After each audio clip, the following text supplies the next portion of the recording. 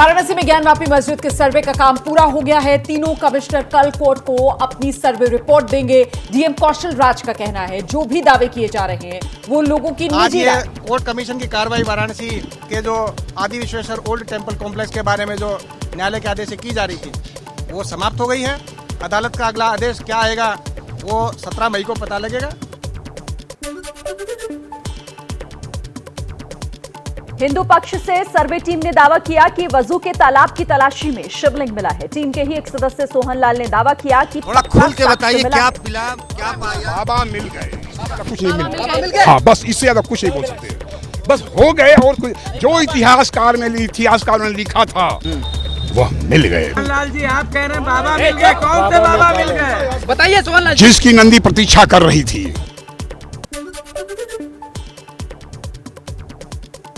ज्ञानवापी मस्जिद में जहां शिवलिंग मिला उस जगह को वाराणसी की कोर्ट ने सील करने का आदेश दिया। हिंदू पक्ष की ओर से इसकी मांग की गई थी, जिसके बाद कोर्ट ने इस जगह पर किसी के आने पर रोक लगा दी। हालांकि मुस्लिम पक्ष ने हिंदू पक्ष के दावे को गलत बताते हुए कहा कि वहां कोई नहीं मिला। मुस्लिम पक्ष के वकील ने कहा कि लोगों के कहने से कुछ नहीं होगा। मेरा कहना है कुछ कोई बाबा नहीं है, वो कहते हैं सुनिए। अच्छा, आप कह रहे हैं कि नहीं मिले। ये इन लोगों के कहने से फैसला नहीं होगा। फैसला कोर्ट करेगी। रिपोर्ट जब आएगा, रिपोर्ट आने के बाद उस पर ऑब्जेक्शन इनवाइट होता है।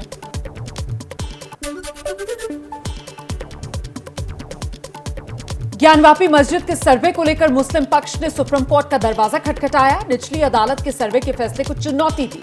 मुस्लिम पक्ष की याचिका पर कल सुप्रीम कोर्ट में सुनवाई। हिंदू पक्ष के सूत्रों के मुताबिक मस्जिद की दीवारों पर स्वास्तिक और ओम के निशान मिले हैं। निशानों और कलाकृतियों को पेंट कर छिपाने की कोशिश की गई। ज्ञानवापी मस्जिद पर आज इलाहाबाद हाईकोर्ट में सुनवाई। ज्ञानवापी मस्जिद और भगवान विश्वेश्वर मंदिर के बीच चल रहा जमीन का विवाद। गुजरात चुनाव के लिए बीजेपी के चिंतन बैठक का दूसरा दिन। गृह मंत्री अमित शाह, राष्ट्रीय संगठन मंत्री बीएल संतोष, सह प्रभारी सुधीर गुप्ता की मौजूदगी में चिंतन बैठक।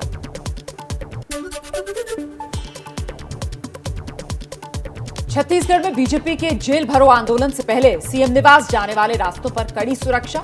रास्ते बंद किए गए, सड़कों पर सन्नाटा है, लोगों को दिक्कत हो रही है। दिल्ली में बुलडोजर की कार्रवाई को लेकर सीएम केजरीवाल ने सभी मंत्रियों विधायकों के साथ बैठक की। बैठक के बाद कहा बीजेपी अपने वादे के खिलाफ काम कर रही है। हम कच्ची कॉलोनी वालों को बसाएंगे। चुनाव के पहले भारतीय जनता पार्टी ने कहा था कि कच्ची कॉलोनियों के लोगों को मालिकाना हक दिलाया जाएगा और आपके बाद ये इनको सबको तोड़ने के लिए आ गए।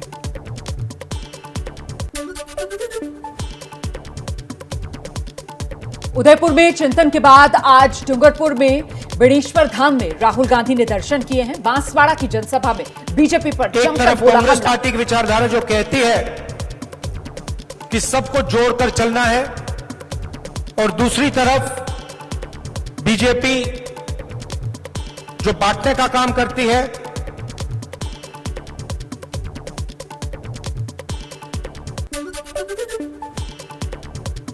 बीजेपी नेता तेजिंदर सिंह बग्गा ने फिर केजरीवाल पर किया हमला। पूछा गुरु ग्रंथ साहिब की बेअदबी करने वालों पर कार्रवाई कब करोगे? 24 घंटे का समय मांगा था, 61 दिन हो गए, कितने में जमीर बेचा?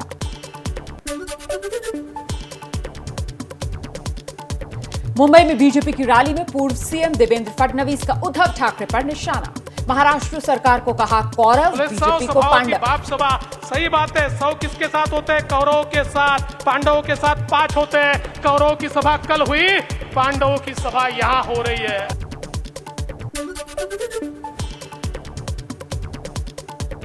एमएनएस प्रमुख राज ठाकरे के अयोध्या दौरे को लेकर श्री राम जन्मभूमि तीर्थ ट्रस्ट के महासचिव चंपत राय का बड़ा बयान। कहा भगवान के दरबार में सभी का स्वागत, चाहे राज ठाकरे हो या फिर कोई और।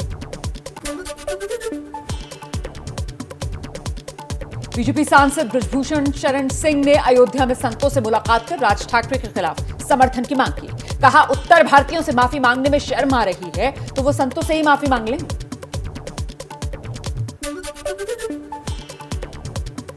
कांग्रेस नेता दीपेंद्र हुड्डा आज रामलला के दर्शन करने जाएंगे अयोध्या। आचार्य प्रमोद कृष्णन भी रहेंगे साथ।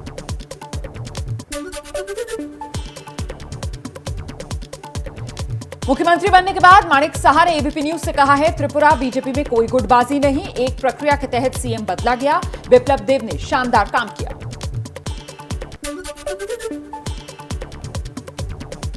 पीएम मोदी अपनी नेपाल यात्रा के लिए नेपाल के लुम्बिनी पहुंचे। भगवान बुद्ध की जन्मस्थली लुम्बिनी में एयरपोर्ट पर उतरते ही नेपाल के प्रधानमंत्री शेर बहादुर देउबा ने भव्य स्वागत किया।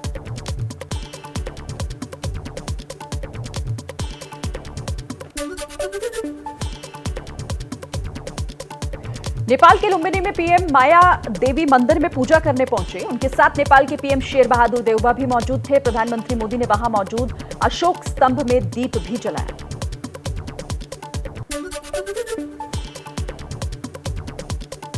पीएम मोदी ने उस बोधि वृक्ष पर भी जल चढ़ाया जिसे 8 साल पहले बोधगया से लुम्बिनी भेजा गया था।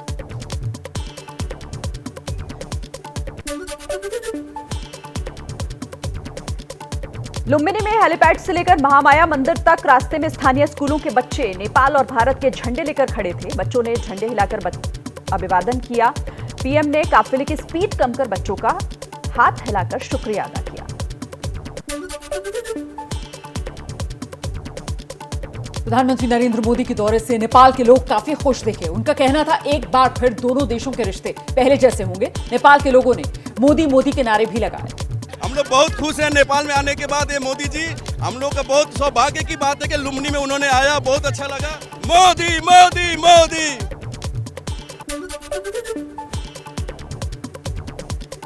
नेपाल के लुम्बिनी के भैरहवा में नेपाल के पीएम देउबा ने अंतर्राष्ट्रीय एयरपोर्ट का उद्घाटन किया। चीन को संदेश देने के लिए उसके बनाए इस एयरपोर्ट पर नहीं उतरे पीएम मोदी। नेपाल के प्रधानमंत्री देउबा ने इस एयरपोर्ट का इनॉग्रेशन किया है।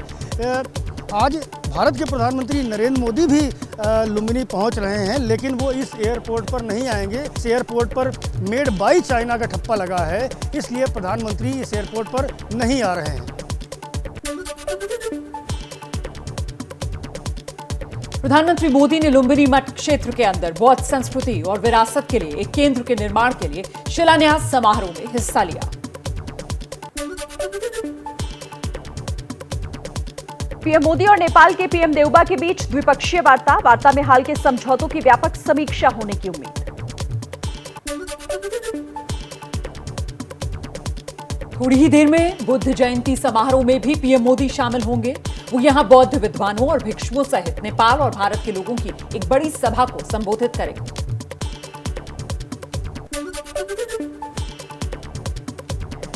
पीएम मोदी शाम 4 बजे के करीब फिर यूपी के कुशीनगर एयरपोर्ट लौटेंगे, जहां से सड़क के रास्ते भगवान बुद्ध के महापरिनिर्वाण स्थल पर पहुंचकर दर्शन पूजन करेंगे। पीएम 10 मिनट तक मंदिर में ही रहेंगे।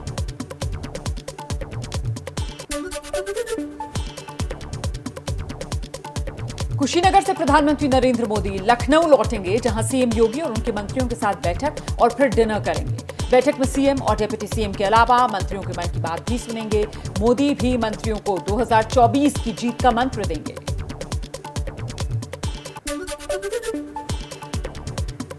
दिल्ली के बवाना इलाके में युवक पारुल पर बाइक सवार 2 बदमाशों ने गोलियां बरसाई, घायल युवक की मौत। पारुल का कोई आपराधिक बैकग्राउंड नहीं था, लेकिन बताया जा रहा है कि 3 से 4 दिन पहले उसका कुछ लड़कों से झगड़ा हुआ था।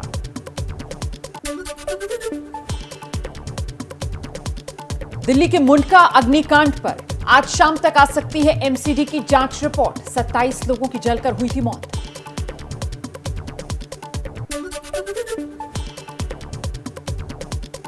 मुंडका अग्निकांड में जान गंवाने वाले लोगों के शवों से डीएनए सैंपल लिए गए। 29 लोग अब भी लापता हैं। हादसे की मजिस्ट्रेट जांच शुरू।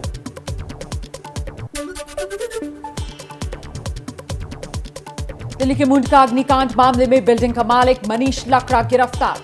आम आदमी पार्टी ने लाकड़ा को बीजेपी नेता का करीबी बताया, फोटो भी जारी की।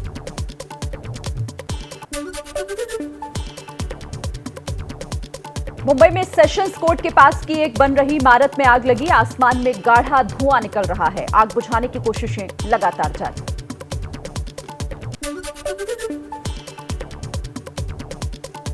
मनरेगा घोटाले में गिरफ्तार पूजा सिंघल के पति अभिषेक झा से पिछले 8 दिन से चल रही पूछताछ। अब तक गिरफ्तार नहीं हुए, बन सकते हैं सरकारी गवाह।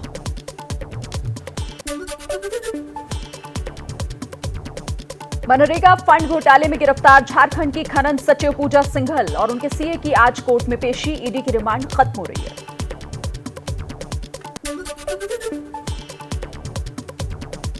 नोएडा में मुठभेड़ के बाद पुलिस ने 5 अपराधियों को गिरफ्तार किया है। करीब 3.5 लाख रुपए नकद, 4 हथियार, 2 बाइक बरामद। अपराधियों ने सेक्टर 113 में 9 मई को लूट की वारदात को अंजाम दिया।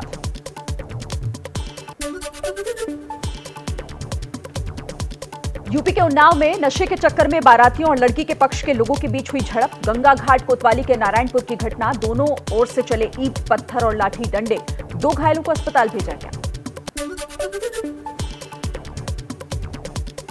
मध्य प्रदेश के रतलाम में गोवंश के शव मिलने से आक्रोशित हुए हिंदूवादी संगठन। धरना प्रदर्शन कर चक्का जाम कर दिया। विरोध में सड़क पर पढ़ा हनुमान चालीसा।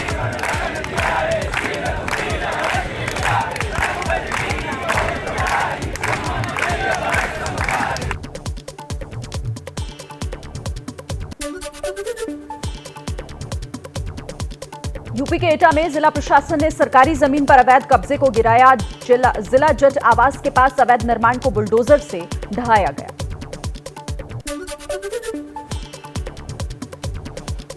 उत्तर प्रदेश के भदोही में गंगा नदी में डूबे 4 लड़कों के शव बरामद हो गए हैं। कल नदी में नहाने गए 10 लड़कों में से 6 तो बचा लिए गए, लेकिन 4 की डूबने से मौत हो गई।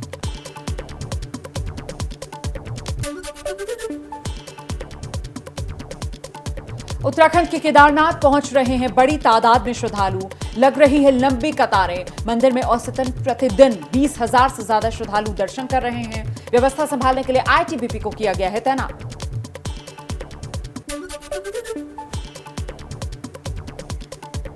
आज बुद्ध पूर्णिमा के अलावा बैसाखी पूर्णिमा भी है। इस मौके पर तीर्थ नगरी हरिद्वार में लोग आधी रात से ही पवित्र गंगा में स्नान कर रहे हैं। हिंदू धर्म मानने वाले आज के दिन को भगवान विष्णु के, भगवान बुद्ध के अवतरण दिवस के रूप में भी मनाते हैं।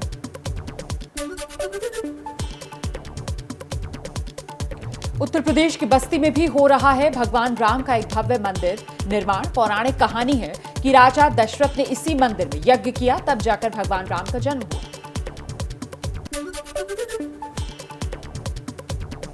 अंतर्राष्ट्रीय योग दिवस की तैयारियों में जुटे आईटीबीपी के जवान हिमालय पर 15,000 फीट की ऊंचाई पर बर्फीले हवाओं के बीच लगातार कर रहे हैं अभ्यास।